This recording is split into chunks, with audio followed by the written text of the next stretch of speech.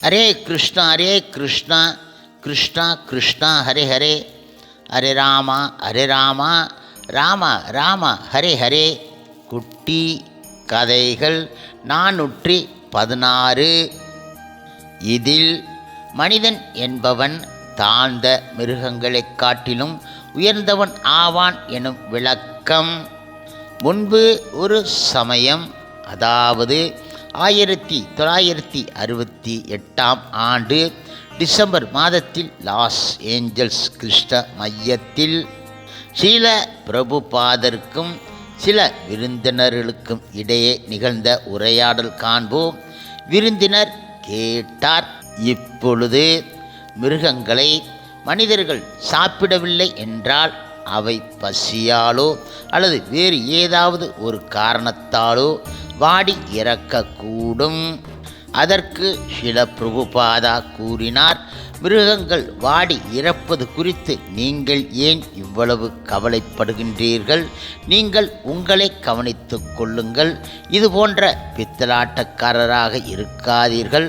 அவை பசியால் வாடும், ஆகவே நாம் அவற்றை சாப்பிடுவோம் என்கின்றீர்களே, இது என்ன பித்தலாட்டம்? முழுமுதற் கடவுள் மற்றும் பரம புருஷ பகவான் ஸ்ரீ கிருஷ்ணர் உணவை தருகின்றார். ஆகவே ஒரு மிருகம் பசியால் வாடினால் அது கிருஷ்ணரின் பொறுப்பாகும். யாருமே பசியால் இறப்பது கிடையாது. அது பொய்யான தத்துவம். எந்த மிருகமாவது பசியால் வாடி இறப்பதை நீங்கள் பார்த்து இருக்கின்றீர்களா? கடவுளின் அரசாட்சியில் பசி என்ற கேள்விக்கு இடம் கிடையாது. நமது புலன்களின் திருப்திக்காக இந்த பொய் தத்துவங்களை தயாரித்து இருக்கின்றோம். ஆப்பிரிக்கா மற்றும் இந்திய காடுகளில் லட்சக்கணக்கான யானைகள் இருக்கின்றன. அவை ஒவ்வொன்றிற்கும் ஒரு வேளைக்கு 100 பவுண்டு உணவு தேவை. அவற்றிற்கு உணவு யார் தருகின்றார்கள்? எனவே கடவுளின் சாம்ராஜ்யத்தில் பசி என்ற கேள்விக்கு இடம் கிடையாது. பசி என்பது பெயர் பெற்ற நாகரிகம் அடைந்துவிட்டதாக கருதும் மனிதர்களுக்கே சொந்தமானது ஆகும். இப்பொழுது விருந்தினர் கேட்டார், மனிதன் மாமிசத்தை சாப்பிட வேண்டியது கிடையாது என்றால் இயற்கையாகவே உள்ள மற்ற மிருகங்கள் மாமிசத்திற்காக கொலை செய்வது ஏன்? ஸ்ரீல பிரபுபாதா கூறுகின்றார், நீங்கள் மற்றொரு வகை மிருகமா? விருந்தினர் கூறினார், ஆம், நாம் அனைவரும் மிருகங்கள்தான். ஸ்ரீல பிரபுபாதா கூறுகின்றார், மிருகங்களின் ஒன்றாக உங்களை கருதி கொள்கின்றீர்களா? நீங்கள் உங்களை மிருகமாக வகைப்படுத்திக் கொள்ள விரும்புகின்றீர்களா? விருந்தினர் கூறினார், நல்லது, நாம் மிருகங்கள்தான். ஸ்ரீல பிரபுபாதா கூறுகின்றார், இல்லை இல்லை, நிச்சயமாக கிடையாது. நீங்கள் வேண்டுமானால் இருக்கலாம், ஆனால் நாங்கள் கிடையாது. உங்களை மிருகமாக வகைப்படுத்திக் கொள்ள விரும்புகின்றீர்களா? விருந்தினர் கூறினார், நான் என்னை மிருகங்களை விட உயர்ந்தவனாக கருதவில்லை. கடவுளின் எல்லா படைப்புகள் இடத்தும் எனக்கு மரியாதை இருக்கின்றது. ஸ்ரீல பிரபுபாதா கூறுகின்றார், உங்களுக்கு எல்லாவற்றின் மீதும் மரியாதை இருக்கிறது என்கின்றீர்கள், ஆனால் மிருகங்களை கொள்கின்றீர்கள். விருந்தினர் கூறினார், இருக்கலாம், ஆனால் ஏன் அப்படி? மனிதன் மாமிசத்தை உண்ண வேண்டியது கிடையாது என்றாலும் மிருகங்கள் ஒன்றை ஒன்று சாப்பிட்டு கொள்கின்றனவே. ஸ்ரீல பிரபுபாதா கூறுகின்றார், மாமிசத்தை சாப்பிடும் பொழுது மிருகங்கள் இயற்கையின் விதிகளை கடைப்பிடிக்கின்றன. ஆனால் நீங்கள் மாமிசத்தை சாப்பிட்டால் அது இயற்கையின் சட்டத்தை மீறுவது ஆகும் என்றார் அவர். விருந்தினர் கேட்டார், அது என்ன? ஸ்ரீல பிரபுபாதா கூறுகின்றார், உதாரணமாக புலி என்றும் உங்களிடம் இருக்கும் தானியங்களை கோரி வருவது கிடையாது. உங்களிடம் அதிக அளவு தானியங்கள் இருக்கின்றன, எனக்கு சிறிது தாருங்கள் என கோருவது கிடையாது. நூற்றுக்கணக்கான தானிய மூட்டைகள் இருந்தாலும் அது அக்கறை காட்டுவது கிடையாது. ஆனால் ஒரு மிருகத்தை கண்டவுடன் பாய்கின்றது. அது புலியின் இயற்கை தன்மை. ஆனால் நீங்கள் ஏன் தானியங்கள், பழங்கள், பால், இறைச்சி என கிடைத்தவற்றை எல்லாம் சாப்பிடுகின்றீர்கள்? என்ன இது? நீங்கள் மிருகமும் கிடையாது, மனிதரும் கிடையாது.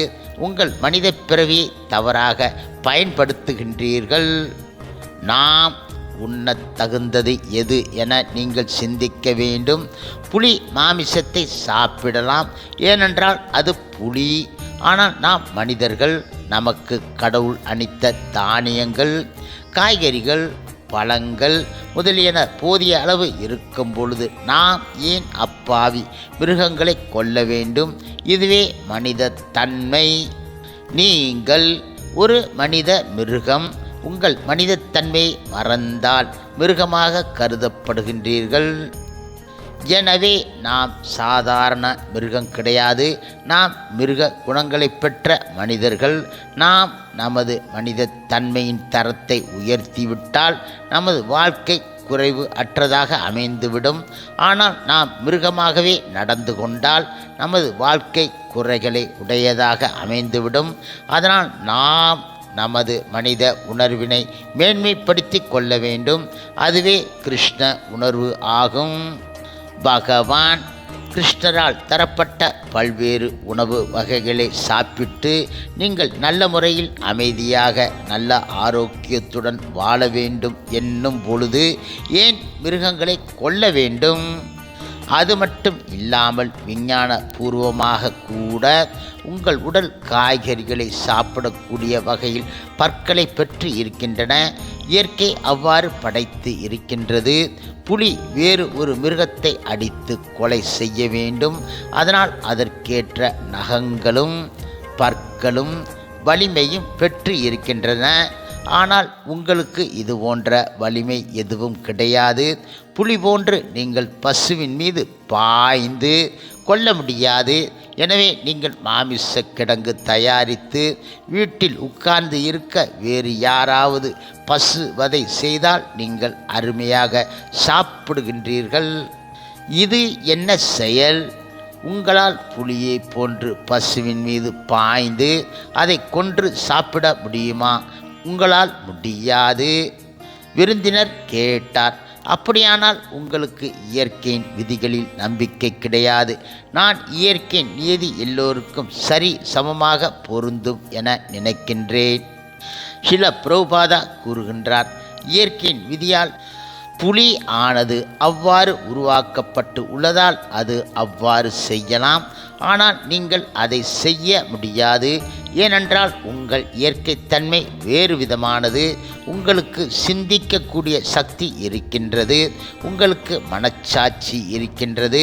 நீங்கள் நாகரிகமான மனிதர் என சொல்லிக் கொள்கின்றீர்கள். எனவே நீங்கள் இவை அனைத்தையும் பயன்படுத்தி கொள்ள வேண்டும்.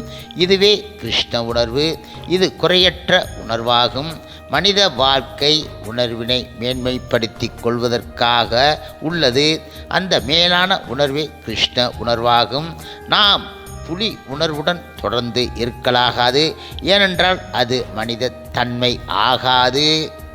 இப்பொழுது மற்றொருவர் கேட்கின்றார், நாம் உயர் தரத்திலிருந்து தாழ்த்தப்பட்டு இருக்கின்றோமா அல்லது தாவரங்கள் மற்றும் மிருகங்களாக இருந்து முன்னேறி இருக்கின்றோமா? ஸ்ரீல பிரபுபாதா கூறுகின்றார், ஆம், நீங்கள் இயற்கையின் உயர் தரத்தில் இருந்து தாழ்த்தப்பட்டு இருக்கின்றீர்கள். ஆன்மீக உலகில் இருந்து பொருள் உலகிற்கும் பின்னர் அதனிலும் தாழ்ந்த நிலையில் உள்ள சிறிய உயிர் இனங்களிலும் உடலுக்கு வருகிறீர்கள்.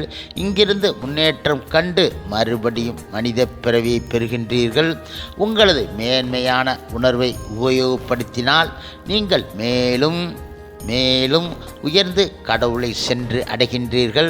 ஆனால் நீங்கள் உங்களது மேன்மையான உணர்வினை உபயோகப்படுத்தவில்லை என்றால் மீண்டும் தாழ்ந்த நிலையை பெற்று விடுவீர்கள். அதனால் தவறாக வழிகாட்ட பெறாதீர்கள். கடவுள் உணர்வினை, கிருஷ்ண உணர்வினை பின்பற்றுங்கள். அதுவே இந்த மானிட பிறவியை பயன்படுத்தி கொள்ள உகந்த வழியாகும். அதை விட்டுவிட்டு நாம் புலியை போன்று மாமிசம் உண்ணுவதில் ஈடுபட்டால் நமக்கு அடுத்த பிறவியில் புலியின் உடல் கிடைக்கும். இதனால் என்ன பயன்? நாம் அடுத்த பிறவியில் வலிமையான புலியாகிவிட்டால் அது நல்ல உயர்வு ஆகுமா? புலியின் வாழ்க்கையை பற்றி உங்களுக்கு தெரியுமா? அவை தினசரி சாப்பிட முடியாது. அவை ஒரு மிருகத்தின் மீது பாய்ந்து கொன்று அந்த மாமிசத்தை பாதுகாக்கும். சுமார் 1 மாத காலம் வரை அந்த மாமிசத்தை சாப்பிட்டு வரும். ஏனென்றால் அவற்றிற்கு மிருகத்தை கொல்ல அடிக்கடி வாய்ப்பு கிடைக்காது. கடவுள் அதற்கான வாய்ப்பை தரமாட்டார்.